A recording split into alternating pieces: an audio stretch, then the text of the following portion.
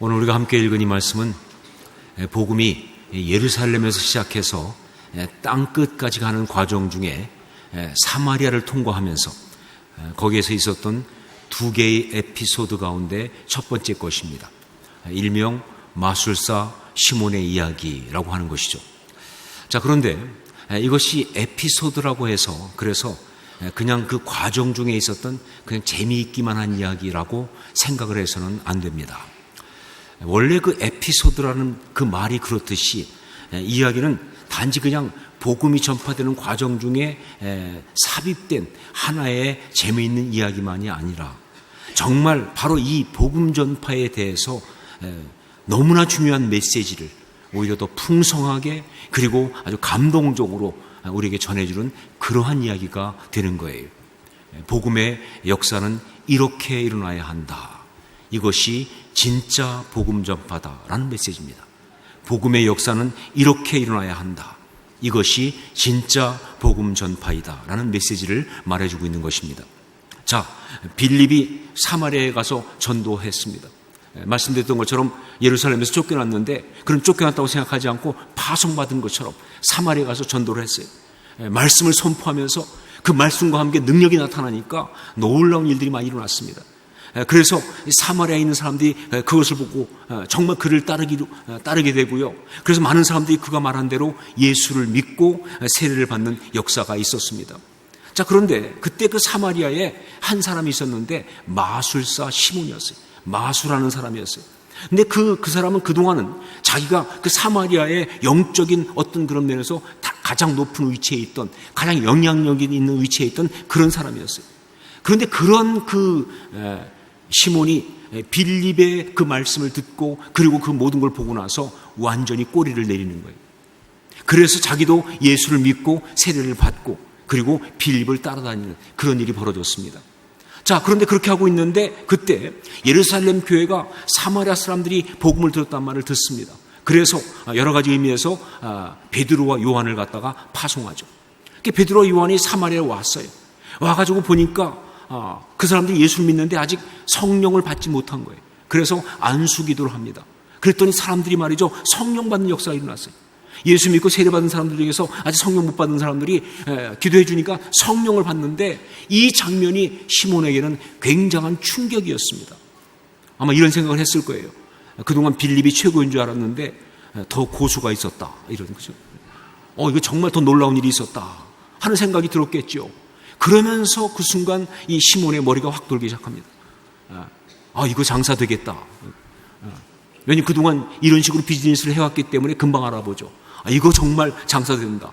그래서 얼른 돈을 주면서 그러면서 사도들한테 이 권능을 나한테도 달라고, 즉 팔라고.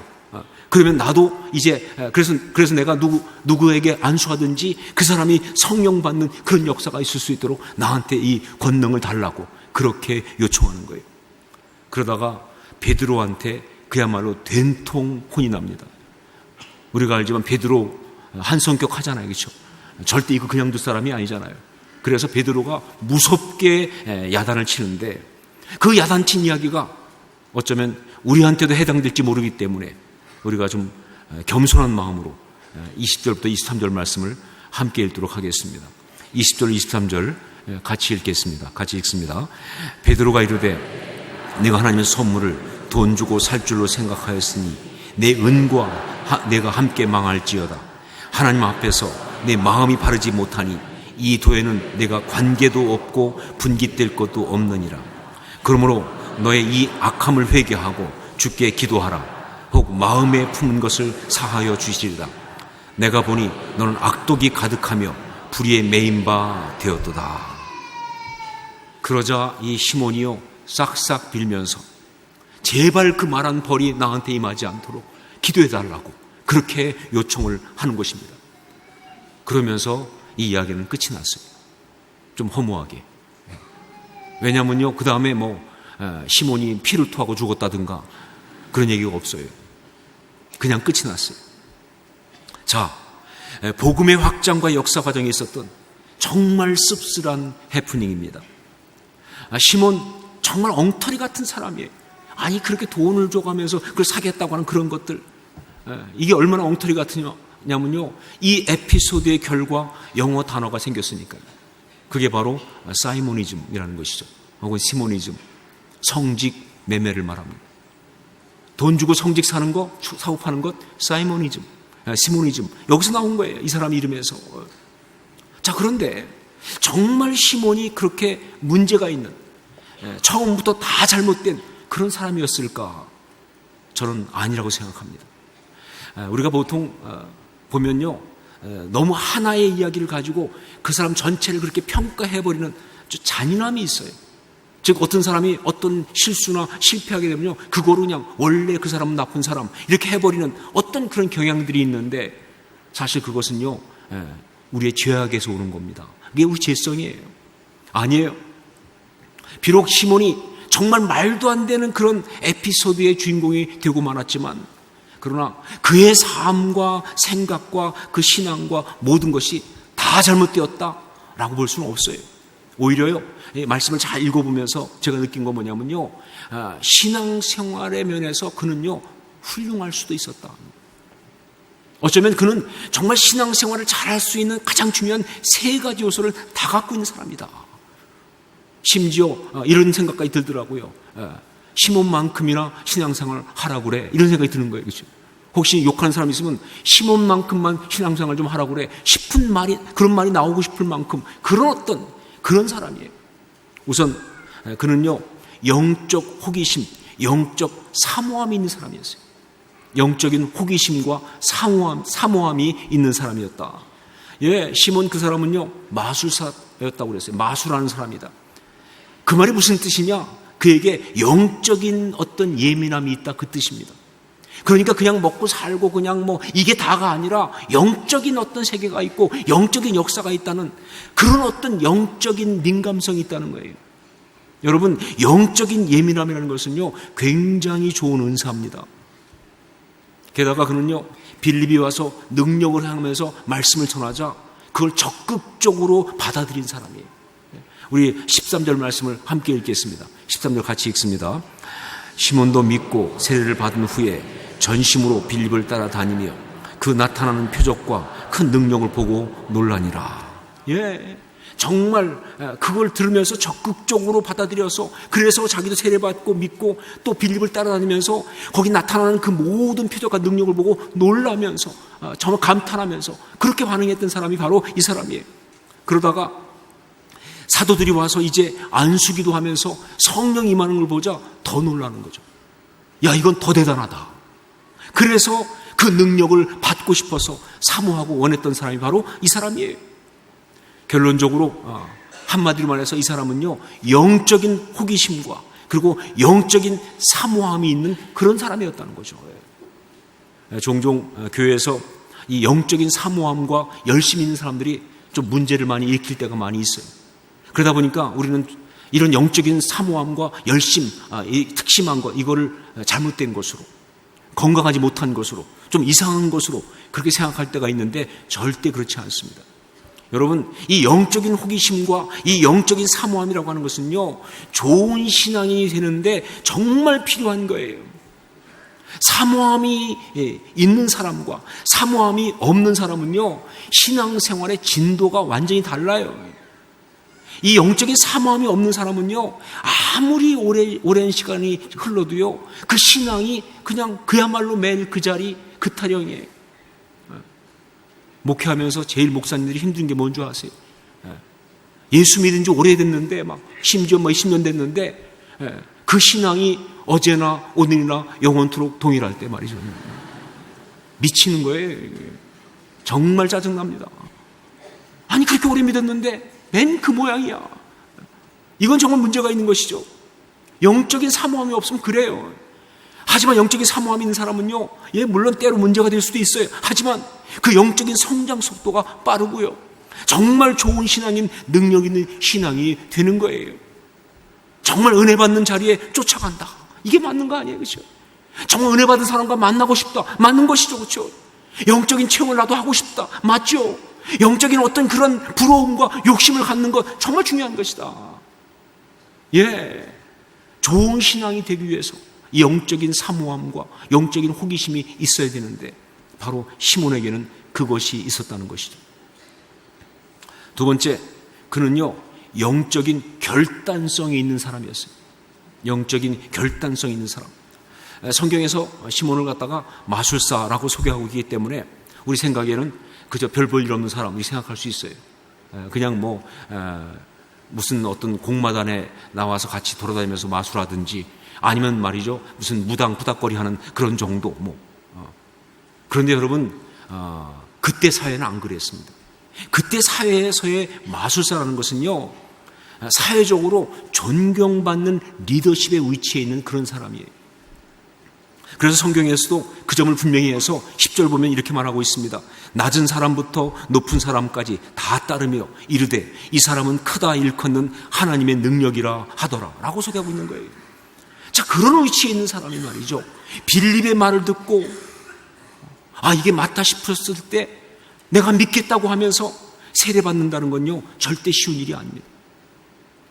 사실 요즘 보면요 사회에서 통반장만 해도 늦게 와서 예수 믿을 때 주저하더라고요. 내가 그래도 통장인데 반장인데 이 나이에 내가 세례받으랴 이런 사람도 있어요. 쉬운 게 아니에요. 그런데 이 사람은요 빌립의 말을 듣고 내가 믿겠다니까 믿고 세례받은 거예요. 영적인 결단성이 없이는 불가능한 얘기예요. 그런 사람이에요. 이 영적인 결단이라고 하는 것은요 신앙생활에서 또 하나의 굉장히 중요한 요소입니다. 예, 그래요. 신앙은 결단입니다. 그냥 자연스럽게 되는 게 신앙이 아니에요. 자신을 바꾸기로 정말 그 변화된 삶으로 자신을 던지기로 그렇게 결단하지 않고는요 신앙은 한 걸음도 앞으로 나갈 수 없는 게 신앙입니다. 세 번째로 그는요 영적 권위에 순종할 줄 아는 그런 사람이었습니다. 영적 권위에 순종할 줄 아는 그런 사람이다. 여러분 이 영적 권위에 순종한다는 것 이건 또한 신앙생활에서 굉장히 중요한 것입니다.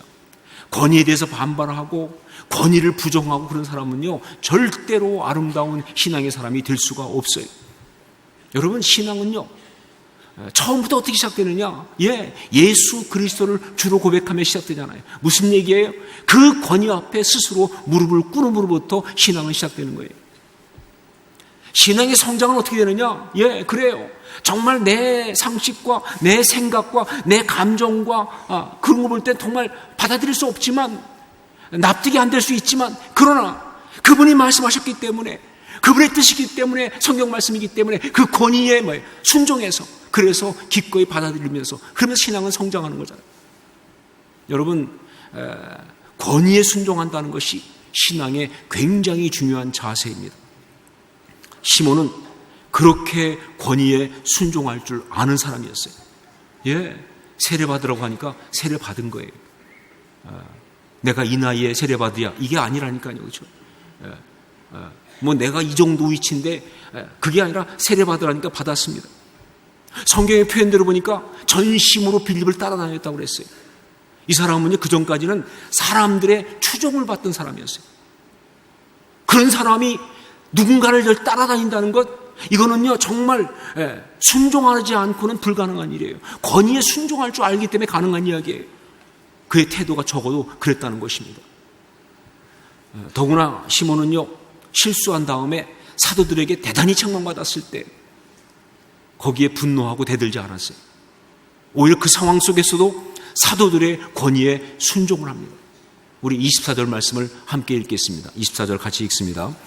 시몬이 대답하여 이르되 나를 위하여 주께 기도하여 말한 것이 하나도 내게 임하지 않게 하소서 하니라. 여러분 이것도 쉬운 얘기가 아닙니다. 그렇게 지독하게 책망받았을 때 정말 대부분의 사람은 다 거부하죠. 다 분노하죠. 그런데 베드로가 그렇게 무섭게 야단쳤는데 그런데 거기에 그대로 순종했다는 거예요. 더군다나 예루살렘에서 내려온 이 사도들이 누군지 알잖아요. 예루살렘 왔다고 하지만 전직이 어부였잖아요. 정말 그런 사람들의 이야기 앞에서 그대로 순종한다는 건 뭐냐? 영적인 권위에 순종하는 마음이 있기 때문에 그런 것이다. 자, 이렇게 신앙의 가장 중요한 세 가지 요소를 다 갖고 있는 사람으로서 정말 좋은 신앙의 사람이 될 수 있었음에도 불구하고 그가 영적으로 어처구니 없이 실패한 그런 이 이야기의 주인공이 된 그런 이유가 뭐냐 하는 거예요. 무엇이 그로 하여금 이렇게 실패하게 했을까요? 이게 굉장히 우리한테 중요합니다. 왜냐하면요, 바로 이런 실패를, 이런 실수를 종종 우리도 할 수 있기 때문에 그렇습니다. 근데 여러분, 이런 실수와 실패는요, 신앙생활 하다 보면 할 수도 있다라고 치부할 수 있는 게 아니에요.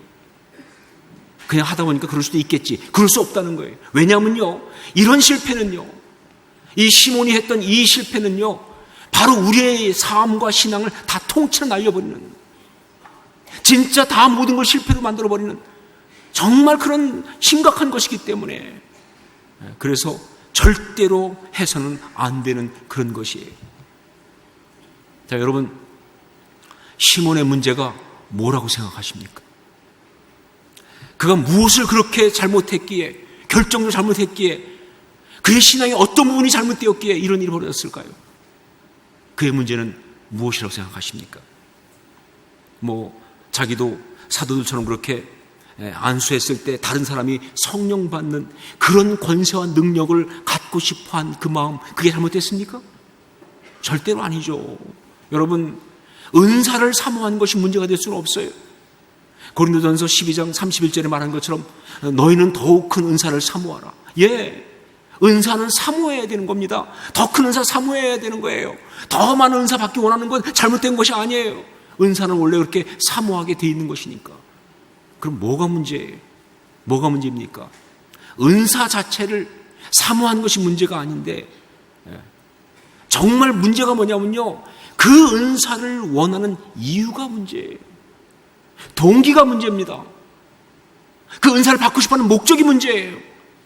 그리고 그 은사를 받는 걸 추구한 방식이 문제예요. 예, 그는요, 그 영적인 은사를 자신의 능력으로 소유하려고 그랬어요. 하나님이 주신 은사인데 자기의 것으로 소유하려고 했습니다. 그러면서 그 소유하는 데서 끝나는 것이 아니라 그걸 통해서 자기가 영광을 받고 싶어 했어요. 뿐만 아니라 실용적인 사람답게 그걸 가지고 돈까지 벌려고 한 사람. 이게 문제죠. 이게 문제예요. 또한 그러면서 그는요, 바로 그 은사를 갖다가 구하는데 어떻게 했느냐? 돈을 주고 살려고 했다는 게, 이게 또 문제예요. 하나님의 선물을, 하나님의 주신 은혜를 갖다가 돈 주고 사겠다고 하는 말도 안 되는 방식으로 접근하는 게, 이게 또한 문제가 되는 것이죠. 그가 예수를 믿고 세례를 받았다고 했는데, 그런데 그의 옛사람이 하나도 죽지 않고 그대로라는 사실, 이게 문제가 되는 거예요. 이게 정말 문제가 되는 거예요. 예수 믿었는데 그 삶의 동기와 그 삶의 목적과 그 방식이 하나도 변하지 않고 옛사람 그대로인 것, 이게 진짜 문제가 되는 것이다. 전 여기서 이 마술사 시몬을 보면서, 그의 이야기를 보면서 밤에 예수님을 찾아왔던 니고데모의 모습을 언뜻 봅니다. 모르겠어요. 어느 주석에도 없지만 그냥 저는 느낌에 두 사람의 이야기가 비슷하다고 생각해요. 그렇죠. 영적인 것을 사모하고 결단이 있고, 그리고 권위를 존중한다는 면에서 이 시몬과 그리고 이 니고데모는 정말 비슷해요. 자, 그런데 여러분 아시지만 그렇게 밤에 찾아온 사람 니고데모에게 우리 주님께서 하신 말씀이 무엇이었습니까? 그 영적인 어떤 호기심을 가지고, 그 영적인 어떤 갈망을 가지고 그 밤에 찾아온 니고데모에게 우리 주님께서 하신 말씀이 무엇이었습니까? 그게 바로 사람이 거듭나지 아니하면 하나님의 나라를 볼 수 없느니라. 그거 아니에요? 다른 얘기 안 하셨습니다. 사람이 거듭나지 아니하면 하나님의 나라를 볼 수 없느니라. 그리고 쭉 얘기가 뒤에 또 말씀하신 게 뭡니까? 모세가 광야에서 뱀을 든 것 같이 인자도 들려야 하리니 이는 그를 믿는 자마다 영생을 얻게 하려 하십니다. 예, 우리 주님은요, 정말 적당한 변화, 그게 아닌 완전한 거듭남, 즉 정말 자기의 옛사람이 십자가에 주님과 함께 못 박혀 죽고 새로운 피조물로 태어나야만이 가능한 것이 바로 복음이라고, 그게 구원의 역사라고 그렇게 말씀하신 거예요. 여러분, 바로 이 부분이 이 시몬 이야기의 핵심이에요. 그래요, 시몬에게는요, 좋은 신앙이 될 수 있는 외적 조건이 많았습니다. 뿐만 아니라 그는 실제로 정말 예수를 믿었고요, 세례까지 받았고요, 나름 열심히 빌립을 따라다녔습니다. 겉으로 볼 땐 그는 정말 좋은 신앙생활을 한 사람이었어요. 그런데 한 가지, 그의 옛사람이 안 죽었어야지. 자기 옛사람은 십자가에 못 박은 일이 없었습니다. 그러게 되면 그는 사실은 전혀 변한 것이 없는 거예요. 그는 진정한 신앙인이 아니었던 것이죠. 복음의 역사가 그에게는 없었던 것이다. 그러므로 이 이야기를 하면서 이 에피소드를 통해서 성경은 이렇게 강력하게 말하고 있습니다. 진정한 복음의 역사는 겉만 변하는 것이 아니다 하는 거예요. 그런데 그같이 아직도 옛사람이 그냥 살아있는 사람이 너무 많다는 거예요. 결정적으로 중요한 순간에 오면 옛사람이 나오잖아요. 옛사람 본성이 튀어나오고, 그 신앙생활의 목적이, 이유가 뭐냐면요, 옛사람이 구했던 바로 그 어떤 것들, 그 물질과 그 자기중심과 저기 어떤 그런 자기 이 땅에서 행복과 그런 것들과 욕망, 야망, 이런 것들이 되는, 이게 문제가 되는 거예요. 여러분, 정말 진정한 복음의 역사는 겉만 변하는 것이 아니라 그 사람 자체가 예수 그리스도와 함께 완전히 죽고 새로운 피조물로 다시 태어나는 거예요. 이게 중요합니다. 이게 메시지예요. 마술사 시몬의 이야기라는 이 에피소드를 소개하면서 성경은 복음이 그렇게 사마리아를 통과할 때 겉만 예수 믿는 사람들을 만들고 지나가는 것이 아니라 그 복음을 접한 모든 사람들을 완전히 새로운 피조물 되게 하는 그런 역사가 있었다고. 그래서 정말 그들의 그 옛사람이, 정말 사도 앞에서 그 시몬이 혼나는 장면은 중요한 장면이에요. 그의 옛사람이 복음 앞에 책망받는 장면이니까요, 그 옛사람이 복음 앞에서 부정되는 장면이니까요, 십자가에 처리된 장면이니까요, 그런 역사가 있었다고 그렇게 말하고 있는 것입니다. 그리고 성령께서는요, 바로 이 말씀을 오늘 우리에게 주시면서 이렇게 묻고 계십니다. 너는 어떤 신앙인이냐 하는 거예요. 자, 그러면 너는 어떤 신앙인이냐? 내게 있는 복음의 역사는 어떤 것이냐? 너희 옛사람은 예수와 함께 십자가에 이미 죽었는가? 그렇게 묻는 거예요. 그게 복음의 역사니까 말이죠. 마술사 시몬의 이야기, 우리가 절대 그냥 재미있게 웃고 지나갈 이야기가 아닙니다. 우리가 절대로 잊어서는 안 되는 그런 이야기예요. 특히 이 시대, 사이모니즘이 판을 치는 시대 아닙니까? 어떤 시대보다도 사이모니즘이 판을 치는 시대 아니에요. 돈과 명예와 어떤 인기와 욕망들이 판을 치는, 그걸 교묘하게 다 위장해가지고 말을 버무려가지고 누가 봐도 뻔하게 자기 욕심인데 뭐 주님의 뜻이라 뭐 주의 영광이다 해가면서 나타나는 그런 것이 판을 치는 시대 속에 있기 때문에 여러분, 우리는 이 시대 속에서 늘 물어야 하는 거예요. 모든 순간에 말이죠, 자신에게 물어야 합니다. 나는 혹시 마술사 시몬이 아닌가? 라고. 무슨 일 때문에 실망할 때도 물어야 돼요. 혹시 나는 마술사 시몬이 아닌가? 그러니까 실망하지. 무슨 일 때문에 분노할 때도 물어야 돼요. 나는 혹시 마술사 시몬이 아닌가? 옛사람이 안 죽었으니까 열받는 거 아니에요? 모든 이야기 속에서 그렇게 물으면서, 그러면서 십자가 앞으로 달려가야 할 줄로 믿습니다. 그게 진짜 신앙의 모습이니까. 그럼 우리 모두가 될 수 있기를 주의 이름으로 축원합니다. 기도하겠습니다.